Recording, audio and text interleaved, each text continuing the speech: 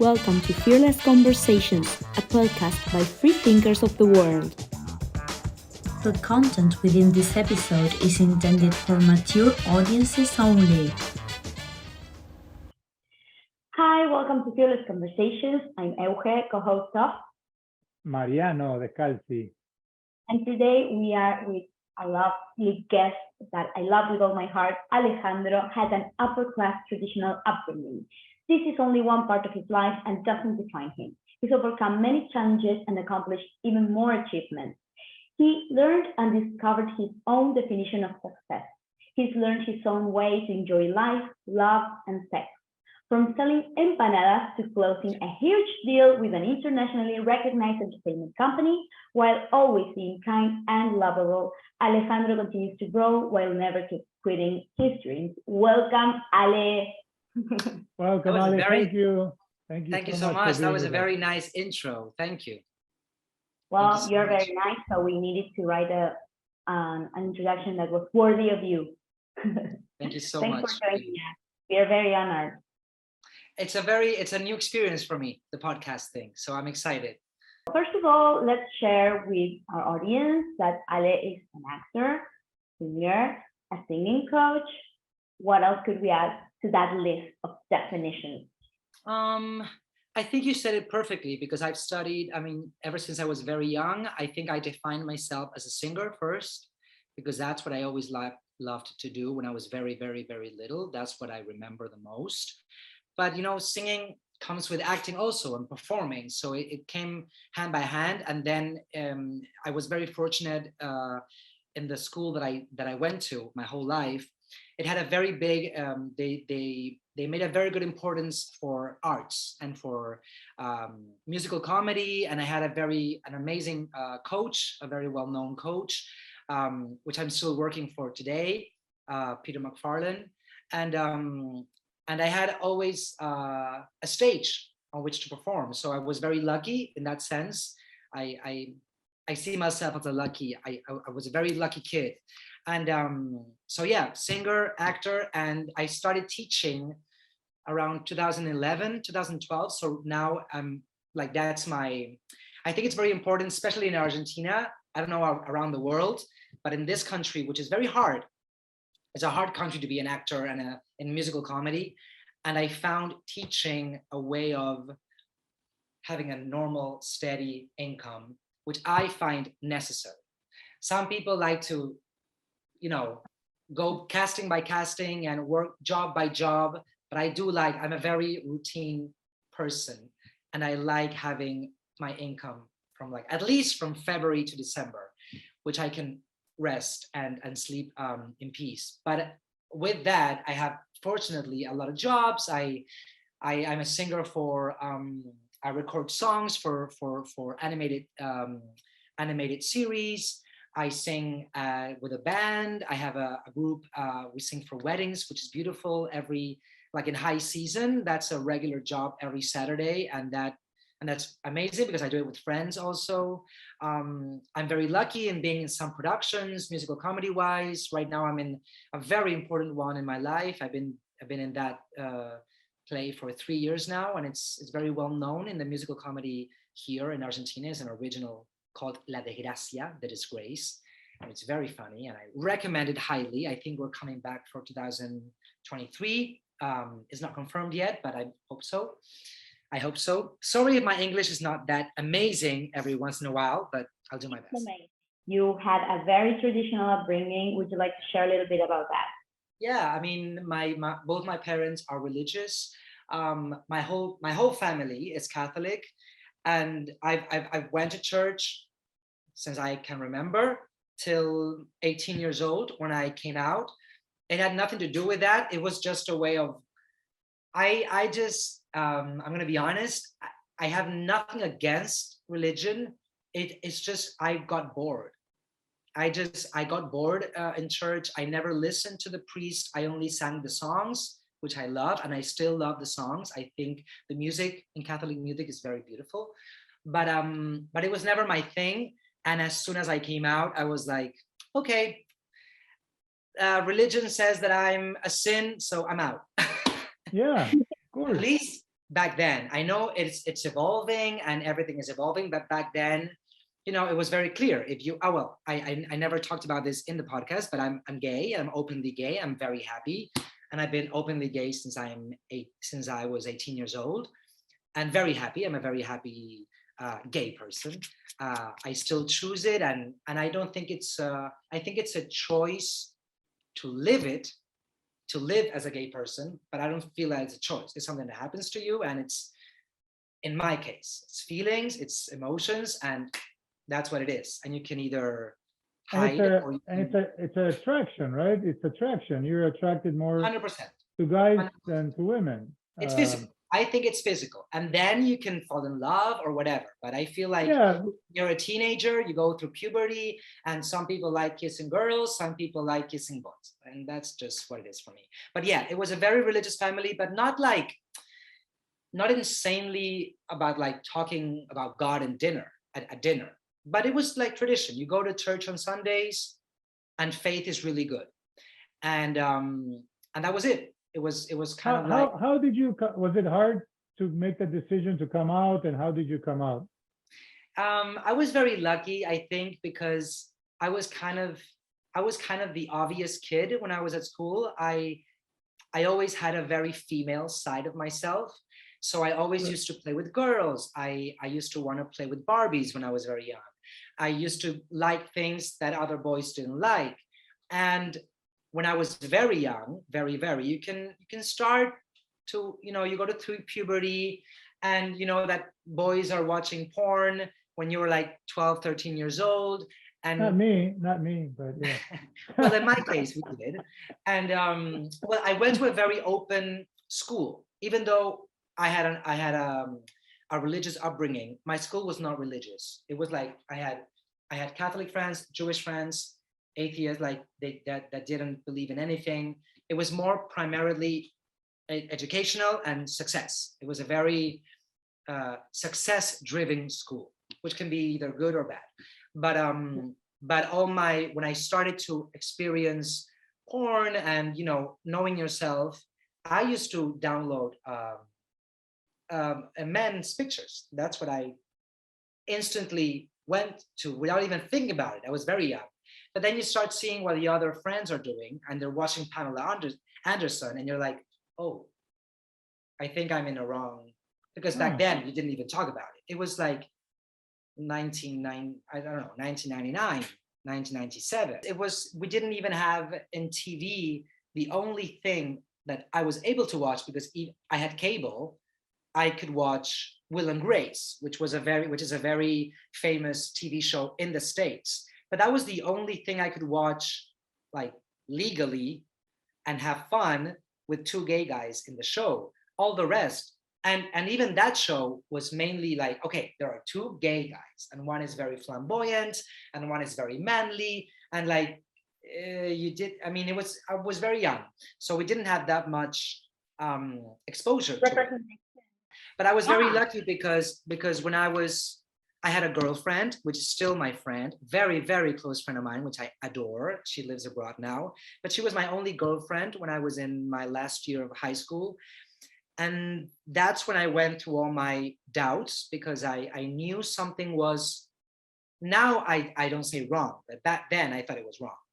But I knew something was wrong back then with me. So I told her, and then I broke up, and then, you know, that ended. And then I started experiencing right off the bat when I was 18, I had my first kiss with a boy, and I understood, okay, this is where everything is okay. Yeah, this is how you feel, right. yeah. And I was very lucky that my parents already had a premonition that I was going to be gay, but they never talked about it. And then one day, you know, I started musical comedy, and I remember like it was yesterday that I was coming home from doing ballet classes, and I had bought like a jumpsuit, but it was like silver from one side and red on the other, and it was very flamboyant. Yeah, and when I came home, my dad saw me in that, and when I went to lunch, my sisters were not in the house, so it was my mom, my dad, and me, and they started to like ask questions and being like, why are you using that trench coat, like a trench coat? And they were like, why are you using that? Aren't you worried about what people are going to say on the streets? And I was like very rebellious, like, no one says anything about it. I'm happy. And then they just asked a very poignant question. And they said, but do you have doubts? And I remember that was a moment where I thought, because you always think about that conversation, but in private. And I always thought that I was going to get kicked out. My thought back then was, if I say this, I don't know, maybe they're going to kick me out. Maybe they don't want to be with me anymore. That was my mindset for sure. I'm not lying. That was back then. But I love my parents. They're amazing parents. They're amazing people. That's what you. I've never had this conversation. You felt, yeah. Never. And I know that they thought that being gay was not okay back then. So they asked me, and I'm very proud of myself that I had the courage back then to be like, I don't have doubts. And it was a hard moment. I'm not gonna lie. It was in the kitchen of my house, and my mom cried her eyes out, and my dad, yeah. And she was like, no, this cannot be happening. And like, finally the truth came out, and they had to face the truth. But I remember distinctively when we finished the conversation, I told them, well, now you know me. And we hugged each other, the three of us. Yeah. And of course, then came therapy, and my mom with a rosary in her hand, and kind of not being able to understand my sexuality. And it was a whole thing back then. It was a whole thing. But I was already happy with myself. Wow. So I didn't carry that burden. I was like, I'm done. I'm honest. This is me. I'll be respectful of you. I know that this will be a hard transition. So, I will not be. How did you process all that? How did you get to that point where you accepted yourself, you liked yourself, and you're also empathetic, understanding? I was you were very mature, very confident. I think I was very sure of what I liked. When I had my first kiss with a boy, that was it. I knew that it was exciting. I knew that was normal for me and my body, and that felt good, and it felt good ever since. And also, I had very support. Did you have like a support? Yeah, group? I mean, I had a very good support system with friends. I was very lucky that the people that I started meeting instantly, I met gay friends. I started to make a gay group so we could all share what we were going through. Not mainly because of that, but right off the bat from school, I went into a musical comedy amateur show, and I met other kids there, and we became instant friends because we were all coming out.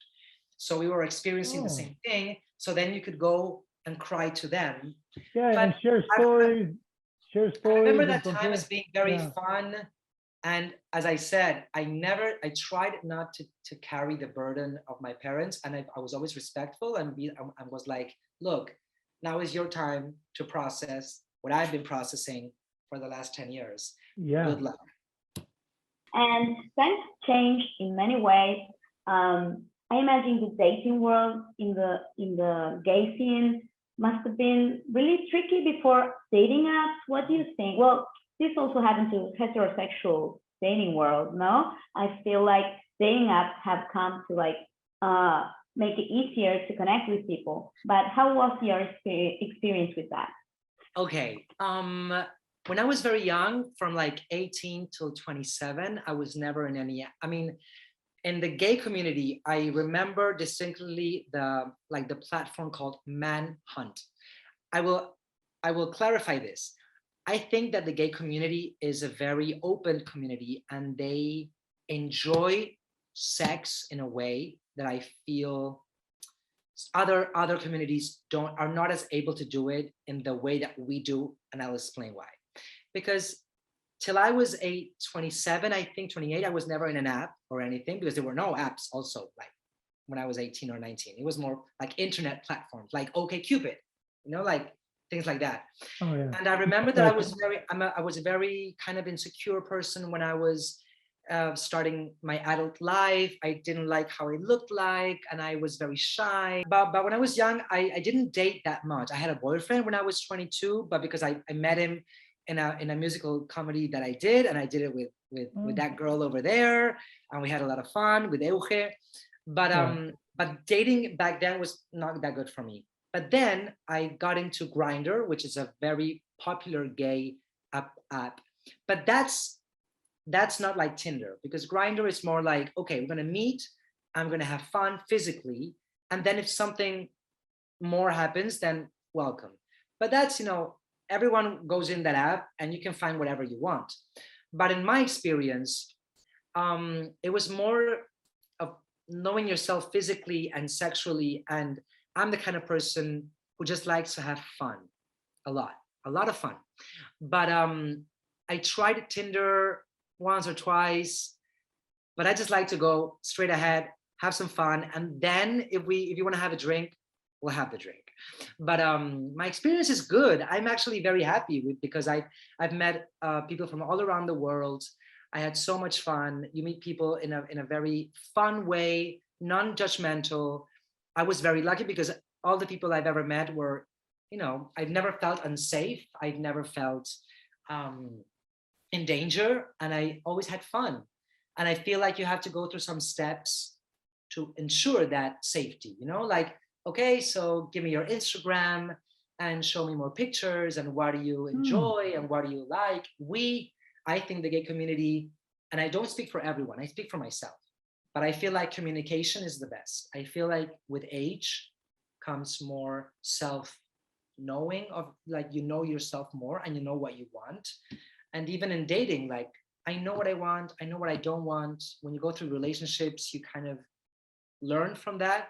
But yeah, I'm a very sexual person. What do you think are the differences between the gay dating and I mean, heterosexual I really don't want to dating? speak for everyone, but I do feel like, at least in the straight community, I don't know, like men especially right now, I think straight men are going through a whole transition because of the strong feminist era, which I love.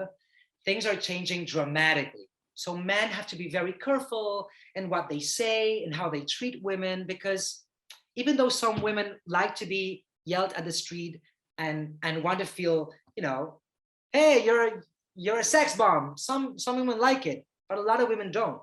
So men are taken care of how they approach a girl at the clubs, of how they approach girl in the apps. And I feel that, there had to be more communication for me. And they have to be very honest. I think that men should be honest and be like, look, I like you. I want to have sex with you. Is that okay with you? No, good. But I feel like they take too much, in my opinion, they take too much care of the situation. And also the girl is worried that if she just wants to have sex, that she will be perceived as just that. And no, and you can be just that, and it's okay. So like, that's it's okay. that's a big difference, I think. And gay men don't have that issue. Yeah, gay men, you don't have that. You may have other issues of jealousy and control and stuff, just like any human. Like, if there's no difference, but I don't think there's that difference in gender, that men try to figure out what women really want, and women they don't want the stigma, they don't want to be judged.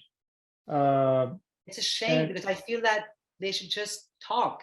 And I have some straight friends, which I always tell them, like, just be honest. And if the girl says no, you're not doing anything wrong. You're just saying, look, I think you're very beautiful and I would love to have a night with you. And, if you want to meet at a bar and we can get to know each other, good. If you want to go straight, you can try. I don't know, but I do feel that women, and I can't speak for them because I'm not a woman, so I lived. But I really like that you having conversations, like, as even somebody who's attracted to men, you can see it from a different perspective. And you're talking to straight men, because they're confused. Straight men. I always tell them, like, why, like, I don't know. Some friends are like, I haven't had sex in like months and I don't know how. And but do you tell the girl that you want to do it? Well, no, because the girl may get scared. Well, if she gets scared, she's not for you, someone will say eventually, okay, let's do it because I'm like you. I feel like women have been put in a place. Even when I was very young, even when I was at school, I remember that I would ask, because I'm very openly when it comes to sex, I'm very open. Like, do you touch yourself? Do you touch yourself? Do you like to pleasure yourself? And I remember being like 16 and having friends, or even 22 years old, and talking to my girlfriends and being like, do you touch yourself? And she's like, no. And I was like, oh, of course you do. You're 22 years old. And they were not. Women can open up more with a gay friend than maybe Definitely. like they might see you not as a threat. I don't know why also women see men as a But threat. back then they didn't want to say it, and I feel like that was because there's a lot of pressure in being a certain way. I think that everything in life with respect, if you treat someone with respect, and why would I be in the wrong? Like, if you want to, I mean, of course you wouldn't go to any woman in the street and just like blurt something out, but if you're with a friend and you want to ask a question, you shouldn't be ashamed of it, especially nowadays. But I feel everything is changing. That part seems to be a lot easier between, I don't know about lesbians. Do you also talk to lesbian women? Is it easier for them to relate between each other? Or it's very funny, but I hadn't had like so many encounters with lesbians, which I love and adore, but I haven't I've never had like deep conversations. I do feel that gay men and then gay women, it's like two different communities. It's like, and even like trans and drag community is like, I've always been a part of the gay community. So you go to a club and you may see nowadays you see a drag person and you see a trans person, and it's amazing because nowadays is more. But during my lifetime, and I'm trying to think, I've had some gay girlfriends, but I've never gone that deep because I do feel that they live another life also, and it goes, because they're women, it goes through another channel also. I do know a lot of women who didn't even know they were gay until their 30s, and because they just met a woman who rocked their world, suddenly they discovered this whole sexuality, but they never even suffered that they had boyfriends. And then suddenly a girl, because women are more romantic, women are more affectionate, more so they even, you see women. That's also what they teach us, right? Like, we were raised to be romantic. We were raised to think, oh, we wanted only love, and we couldn't be able to only want sex, and that would be a bad thing to only want sex. And it's not a bad thing. And I think that has a lot to do with why some women find out they are lesbians as old as 30. We should have some guests. You know, I just realized I've been talking through this show, and also my son came out as gay, first as bisexual when he was 16. Wow. And we didn't ask him like your parents, your parents asked you, do you have any doubts or something? We did not. He had a girlfriend, and then he tells us he's bisexual when he's 16, which I felt he was so brave. It did shake us. We didn't, it took me a while because I projected a certain way that he was going to be a certain way. And I kept pointing him, hey, look at those cute girls, and, taking it. So I was kind of focused on that, but he was very brave. He came out, and then he told me later that he told us before he even understood it. Like he was still trying to process it, but he just said it first without realizing really who he was. And in your case, he came out when you already were pretty sure. You were sure. You're okay with it. And then it was like, hey, I'm telling you, but you deal with it, you process it. It's your thing. I'm fine. I'm happy with who I am and stuff. And that's what we hope. And I hope that all the kids, if whoever's gay or trans, that they're able to come out and feel that they're fine. They're fine who they are, and they should receive the same love, the same acceptance and inclusion. That's what we want to accomplish. The thing is that I will never understand why people just don't leave it alone. I remember distinctively, because I've always been a happy child. I mean, I had some bullying at school, but normal primary like in primary school, I think everyone, some kids are just mean and they're not, I don't know, it's part of life. But I remember with all my, in that moment, I had a gay group of friends, and we went to the clubs, and I remember we were going to a very famous like straight club that now on Saturdays became a gay club. And it was like in Costanera, which was very famous because usually all the gay clubs were like underground in some place of Buenos Aires, and not many people went. This was like, okay, it's straight till this hour and then gay, so we switch, whatever. It's okay because we like to be in our communities because you want to have fun and you want to be yourself. And nowadays it's mixing a lot, but back then it was like this is this, this is that. That's I remember we were walking in with our friends, and then there were a couple of like, there were like 6 people, like girls and boys, coming towards the exit, and they were literally saying to us, "Don't go, it's a gay club." And we were like, yeah, we're going there. And I remember their faces like changed completely and saying like, "Oh my God, no, no, no, no, no, no, no, no," like complete disgust. And I remember being like, ooh, wow. And I don't want to be, I don't know why also I put girls in a certain place where I feel they're more sensitive, and they wouldn't do that because men are more, you know, macho, very macho men and rugbyers and whatever. So I understand they had like a whole macho thing when they were raised.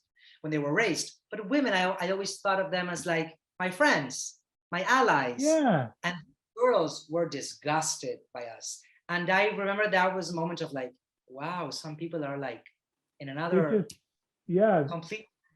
And some people are still today. Like today I saw with the whole World Cup now in Qatar, I saw some boys jumping and saying things, and they were again saying things about gay people. And I was like, wow, they still didn't get the memo. It's like, it's not okay.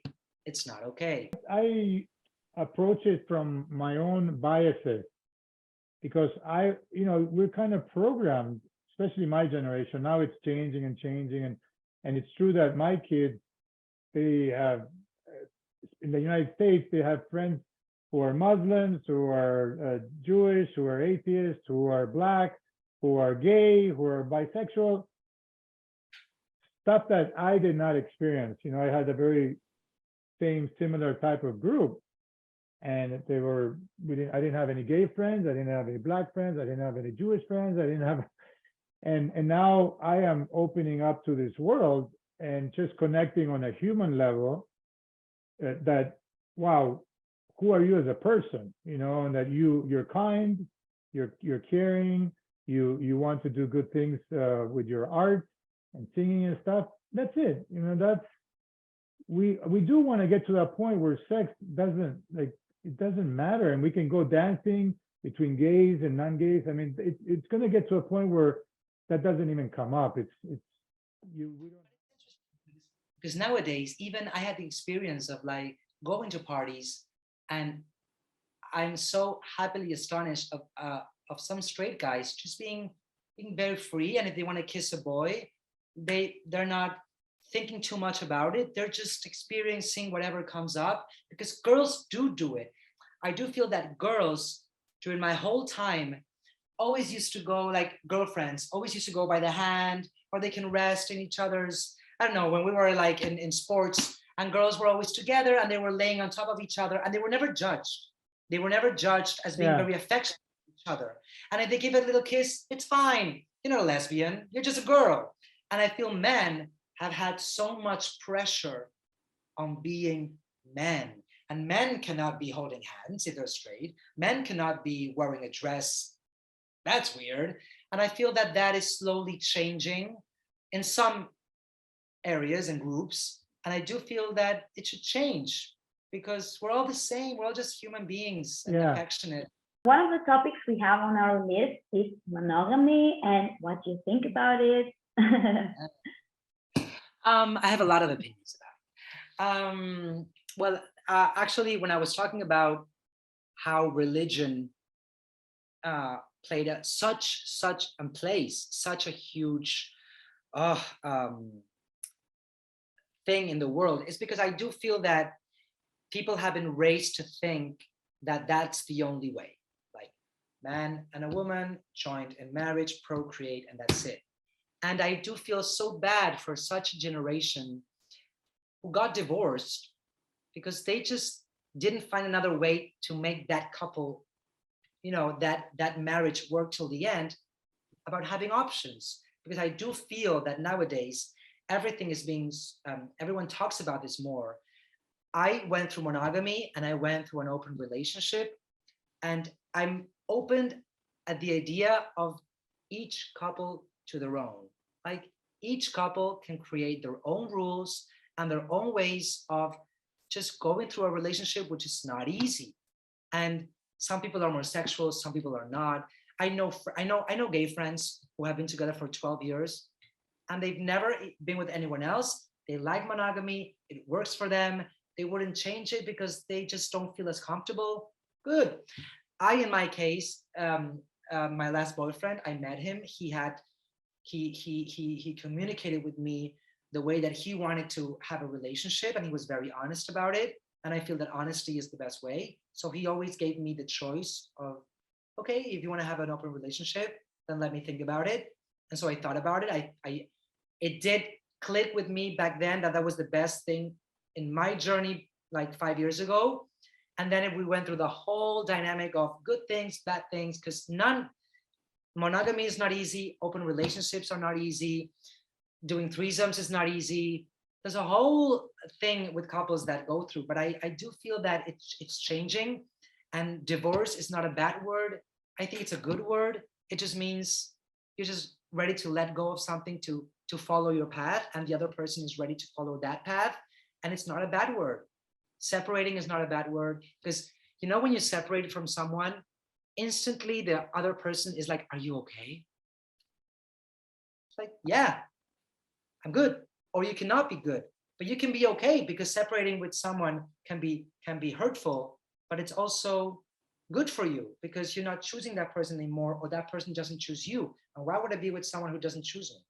Like, and with monogamy, I feel that it's great for some people and it's not great for some people. And I do feel that there's a whole generation who missed out, and just because imagine you are with someone and then you want to experiment something else, but you never talked about it, and your sex life ended. So you do feel that you want to finish that relationship, and you eventually do. And what if you just talk to your couple and be like, look, I love you. I want to grow old with you. I want to have grandkids with you and like live in the same house, but I want to have sex with the gardener because I think he's really hot. Are you okay with it? No. Okay, we'll wait. And I feel like those conversations are happening today, and couples are being able to experience that. Some couples will break up, some will continue. We don't have the magic wand of how it's going to work. But if we live honestly with ourselves, I do feel that the best outcome will come because you're honest. You're not feeling judged and you're not feeling guilty. Religion comes back again, where they consider and they program people to say that the only way you can be married, you have to be monogamous and faithful and stuff, and live the rest 50 years. And you have fantasies, you have desires, and it's better to talk about these fantasies and desires. And even, it shouldn't be such a big deal.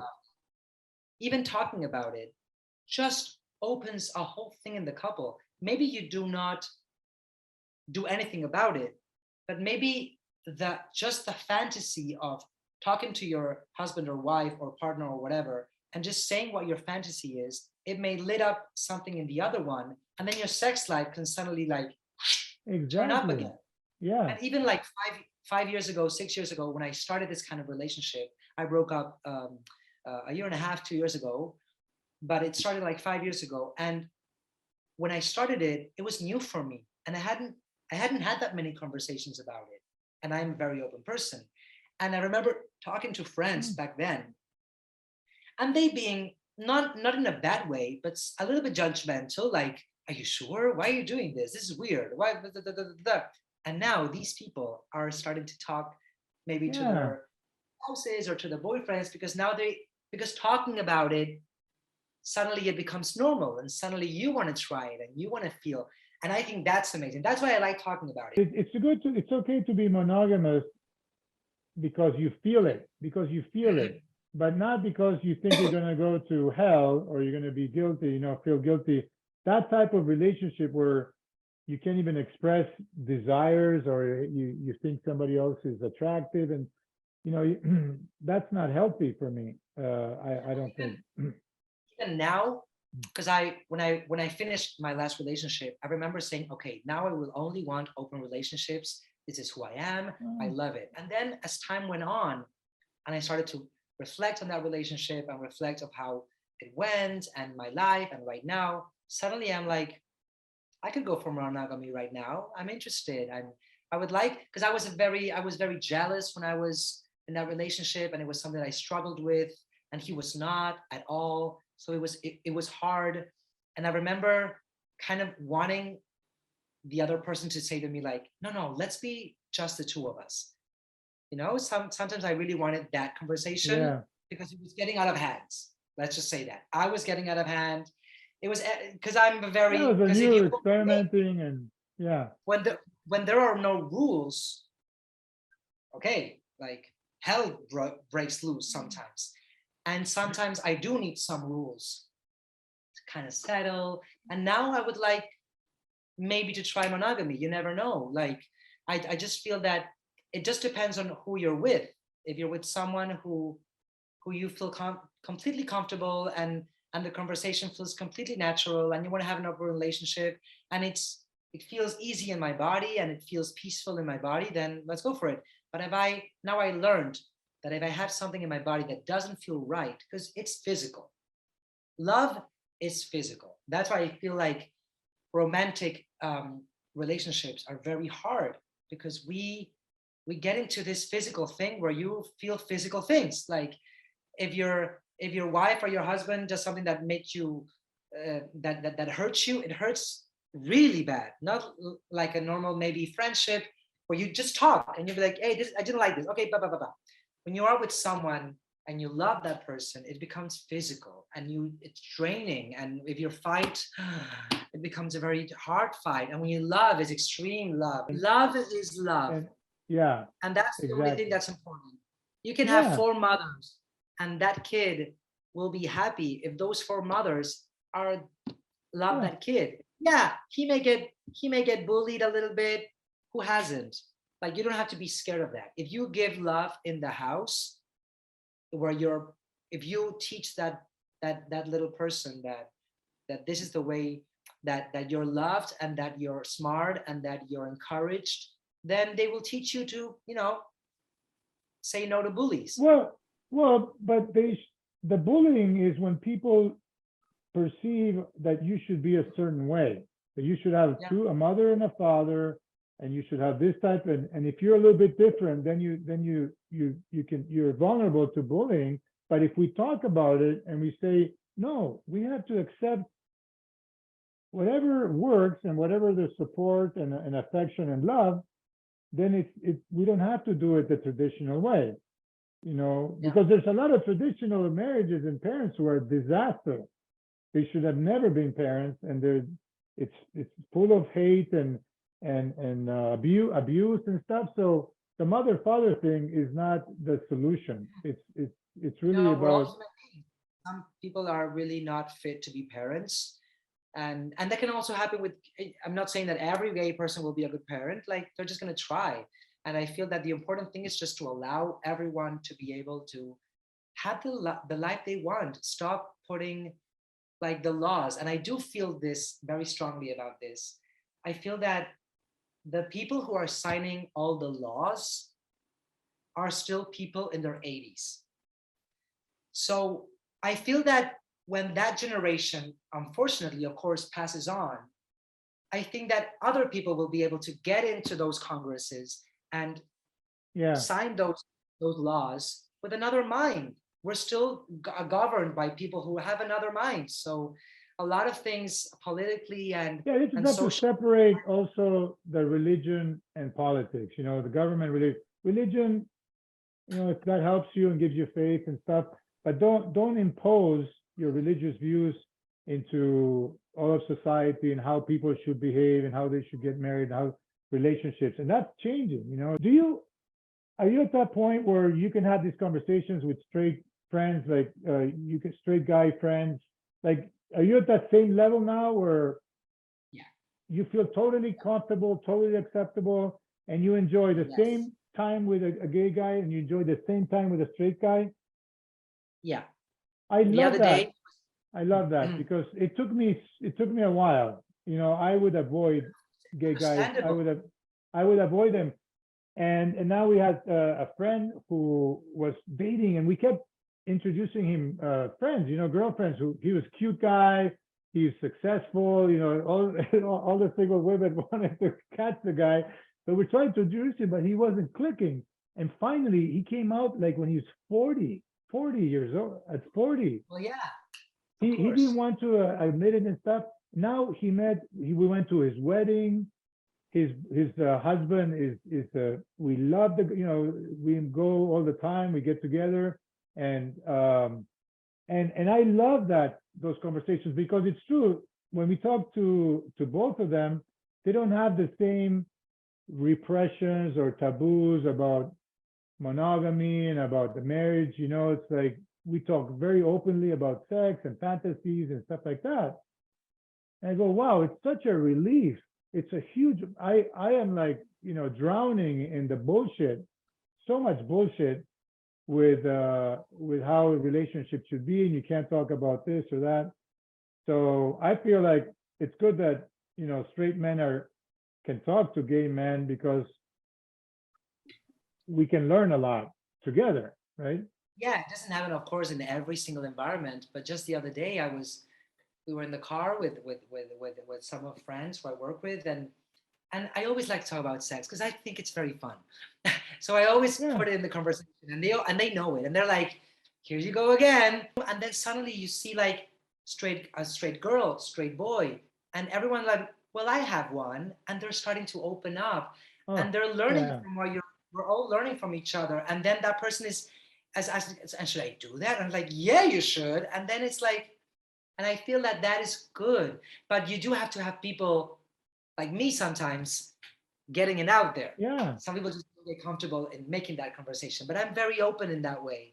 And I feel Yeah, that it always trust you. They trust you, and they are open because they trust you and they know you won't hurt them. Like, and of course, so you have to be careful in how you do it. And of course, if someone doesn't want to talk, you have to respect that, of course, because you're not, you know, everyone has their own way. You just have to have empathy and have a way of talking that just makes the other person feel comfortable and trust. I would never give names, you know, that like, you know, it's like that's their privacy and it's okay. And that's the most important thing, you know, just respecting the other and living your life how you want to live it. And I feel it is changing. And I feel like nowadays, I think the trans community is who has to have more fights now. Like we have to fight for that community, because I'm as a gay guy, I'm good. Like I can do whatever I want. In Buenos Aires, at least, I can walk with a man by my hand. I can be who I want to be. And I feel that the trans community is a community that's very hard. Like you know, it's hard. They have to get jobs and they have to be who they want to be and not being judged. But it's in a good path, I hope, for them, because why not? Just be who you want to be. The beautiful thing about the way you can be so open is that you also chose a career that accepts, like you don't feel threatened that you won't have a job, or you won't, because you can be open about all these things, about open relationships and monogamy, and about whatever you like to express. And people don't do that because they feel like they're going to get fired, or, you know, or they're going to be ostracized or admonished by either religious groups or business groups or government groups. So you picked a very free type of industry or Yeah, business.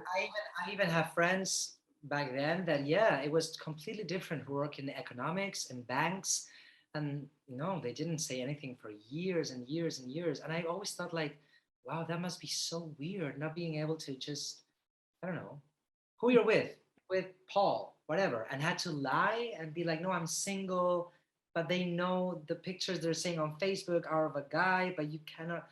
Yeah, I'm that's sad of that. exhausting. But now Yeah. there are people, very happy people who are, got married and are openly living their life. But Yeah. you know, it takes time.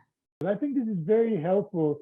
We talk about it pretty naturally and comfortably, and Elke also, but I get in trouble sometimes. I get in trouble because I like to go open and deep as quickly as possible, trying to measure. And sometimes I feel like, okay, there's no way, I'm going to make this person so uncomfortable. I just need to talk about, hey, let's talk about the house and remodeling or business or some trip, right?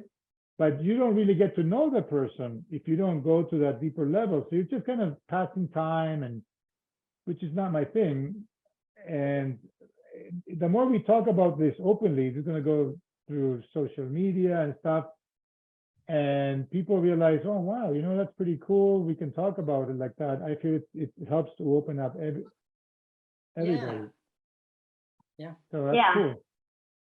So before you go, is there anything that we didn't ask that you would like to say, Ale?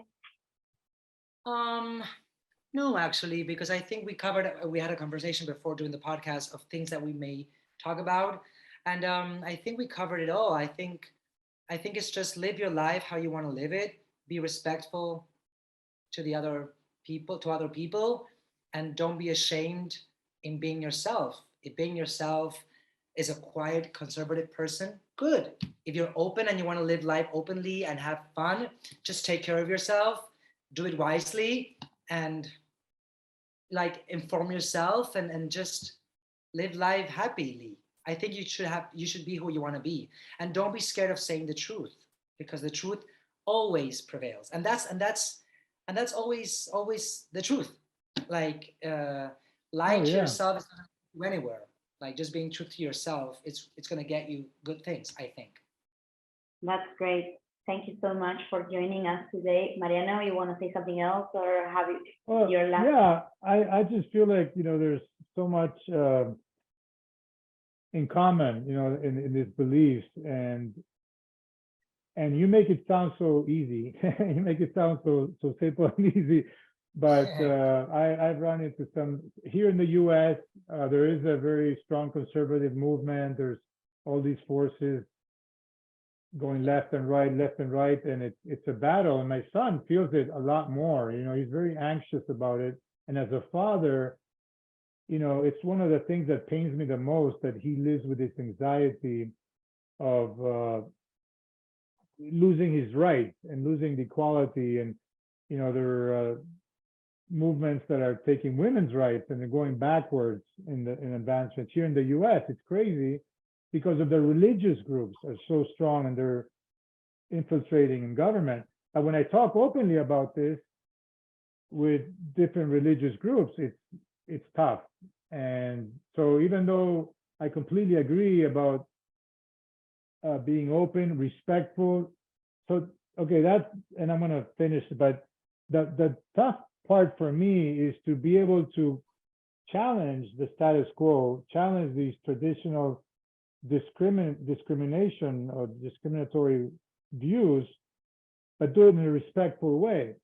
And it's very hard. It's like you're saying, you're being a bigot, you're being a racist, you're being a homophobic, you're being a xenophobic because of how you're using your language. And how do you say that in a way that they're not offended? I go, so I have that challenge, and this. I mean, that's a challenge for everyone. When you listen to things that are so out of this world, well, sometimes you do have to stand up and say something. But I feel that if you say it in the same way that they're talking, then you don't go anywhere good. You just have to be a bigger person, and yeah, and just say it. And if not, go to your life. But if you at least said it, and you said something, that person will think about it.